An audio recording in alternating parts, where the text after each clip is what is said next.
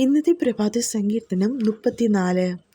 ഞാൻ യഹോവയെ എല്ലാ കാലത്തും വാഴ്ത്തും. അവൻ്റെ സ്തുതി എപ്പോഴും എൻ്റെ നാവിന്മേൽ ഇരിക്കും. എൻ്റെ ഉള്ളം യഹോവയിൽ പ്രശംസിക്കുന്നു. എളിയവർ അത് കേട്ട് സന്തോഷിക്കും. എന്നോട് ചേർന്ന് യഹോവയെ മഹിമപ്പെടുത്തുവിൻ.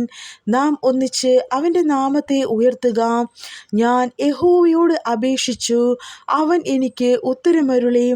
എൻ്റെ സകല ഭയങ്ങളിൽ നിന്നും എന്നെ വിടുവിച്ചു. അവങ്കലേക്ക് നോക്കിയവർ പ്രകാശിതരായി. അവരുടെ മുഖം ലജ്ജിച്ചു പോയതുമില്ല. ഈ എളിയവൻ നിലവിളിച്ചു, യഹോവ കേട്ടു.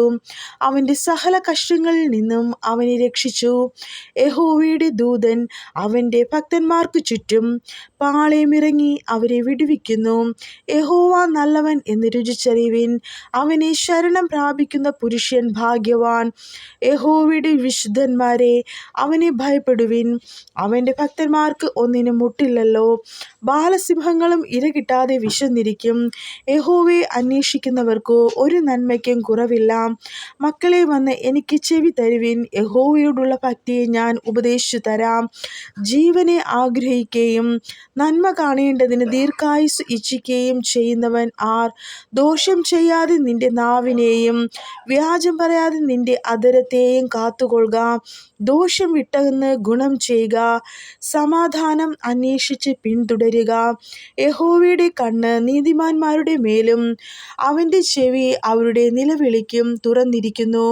ദുഷ്പ്രവൃത്തിക്കാരുടെ ഓർമ്മയെ ഭൂമിയിൽ നിന്ന് ഛേദിച്ചു കളയേണ്ടതിന് യഹോവയുടെ മുഖം അവർക്ക് പ്രതികൂലമായിരിക്കുന്നു. നീതിമാന്മാർ നിലവിളിച്ചു, യഹോവ കേട്ടു. സകല കഷ്ടങ്ങളിൽ നിന്നും അവരെ വിടുവിച്ചു. ഹൃദയം നുറുങ്ങിയവർക്ക് യഹോവ സമീപസ്ഥൻ. മനസ്സ് തകർന്നവരെ അവൻ രക്ഷിക്കുന്നു. നീതിമാന്റെ അനർത്ഥങ്ങൾ അസംഖ്യമാകുന്നു. അവ എല്ലാറ്റിൽ നിന്നും യഹോവ അവനെ വിടുവിക്കുന്നു. അവൻ്റെ അസ്ഥികളെ എല്ലാം അവൻ സൂക്ഷിക്കുന്നു. അവയിൽ ഒന്നും ഒടിഞ്ഞു പോകുകയുമില്ല. അനർത്ഥം ദുഷ്ടനെ കൊല്ലുന്നു. നീതിമാനെ പകയ്ക്കുന്നവർ ശിക്ഷ അനുഭവിക്കും. യഹോവ തൻ്റെ ദാസന്മാരുടെ പ്രാണനെ വീണ്ടുകൊള്ളുന്നു. അവനെ ശരണമാക്കുന്നവരും ശിക്ഷ അനുഭവിക്കുകയില്ല. ഈ വായിച്ചിട്ട തിരുവചന വേദഭാഗത്താൽ ദൈവം നമ്മെ ഓരോരുത്തരെയും സമൃദ്ധമായി അനുഗ്രഹിക്കുമാറാകട്ടെ.